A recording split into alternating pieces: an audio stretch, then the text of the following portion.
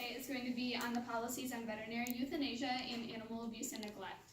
So it's about 2 to 3 weeks after Christmas and the clinic is fuller than usual. I noticed a healthy looking lab sitting in the bottom cage with a red collar on his neck, which is signifying euthanasia. I was confused and I approached Dr. Herr about it, asking what the dog's condition was out of curiosity. I was informed that the dog was about 7 or 8 years old and had no medical complications. I, being my curious self, did not know why it was having to be put down, so I kept inquiring more. And he said the owners have obtained a new puppy and no longer want their older dog. This was my first encounter with this situation, and apparently it's not too uncommon around this time of year either. As a veterinarian, putting an animal to sleep is one of the hardest things we have to do. And putting a healthy animal to sleep is even harder. Now, we get asked by many family members and friends why we just can't take the vet to a shelter, take the dog to a shelter, or refer them to a different shelter out of state, or to encourage them to rehome the dog.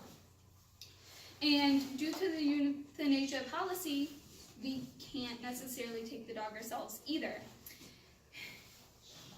And we can deny them service, but the number one reason for why they bring them in is because it's the easiest and fastest way possible to get rid of the dog. It's horrible. Which is really horrible. In my opinion, this policy definitely needs to change. At my clinic this past year, we euthanized 10 healthy dogs that I personally could not save.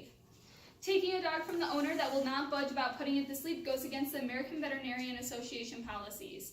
Therefore, it can result in jail time or revoking your license. Many owners drop off the pets to be euthanized and pay the fee up front, so this leaves a really good window for us to take the dog without them finding out, which in a sense would make it okay, but not really, because it's considered stealing since they've already paid the euthanasia fee. Most DMVs try their hardest to suggest a shelter or to simply rehome the animal. Most shelters require you to pay a fee for the healthy animal since it's not a stray, and unfortunately in this local area, Lenawee County, most shelters are full to begin with and won't take new dogs. Rehoming an older dog also takes time and dedication, so if you're trying to rid the dog or the animal as quick as possible, euthanasia is the fastest way to achieve that ultimately. So far, I've rescued 3 cats from the clinic that were only about 1 year old. Their cause for euthanasia was they were no longer using the litter box anymore and couldn't find anyone to take them.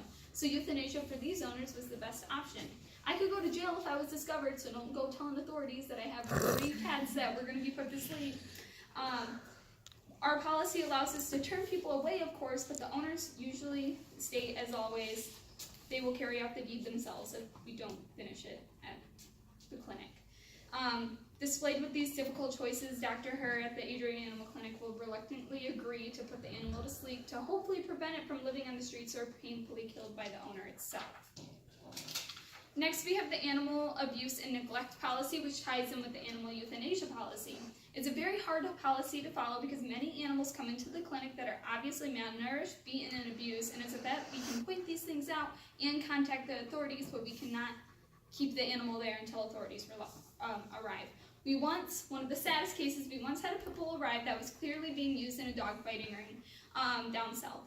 He had a tattoo in his ear and had many scars. He appeared to be a big dog as he was friendly to women, fearful of men, and fearful of any dog in the back.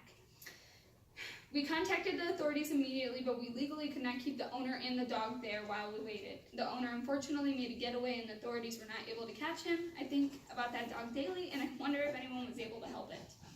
Understandably, these policies are set in place so veterinarians and veterinary technicians can't take home any animal they deem cute and just say that it's being abused or the owner isn't taking care of it and take the animal home themselves. Although the chances of that happening are slim to none. If the policies were changed to allow veterinarians to publicly and legally obtain a healthy dog or an irresponsible owner wanted to be put down, we could establish a record that needed to be shown at shelters and to breeders about their tendencies with an older dog, and that cute little puppy they may purchase might be in the same position as Fido 7 or 8 years down the road. Lastly, if veterinarians were legally allowed to confiscate and abuse animals until authorities arrived, imagine how many abuse claims and abusers would be solved and caught. No veterinarian wants to see an animal actively being abused, and there is nothing we physically can do about it. We as vets could help animals even more than just the regular appointments and surgeries. In conclusion, these policies are in place, need to be reformed or renewed. As an aspiring veterinarian In my future, I see myself breaking these laws more than once. I already have 3 times. I don't think any vet should lose their license or get jail time for doing what they joined this particular field in the first place, to help animals. That's all that any vet wants, and these policies need to work in our favor of our practice. Good job.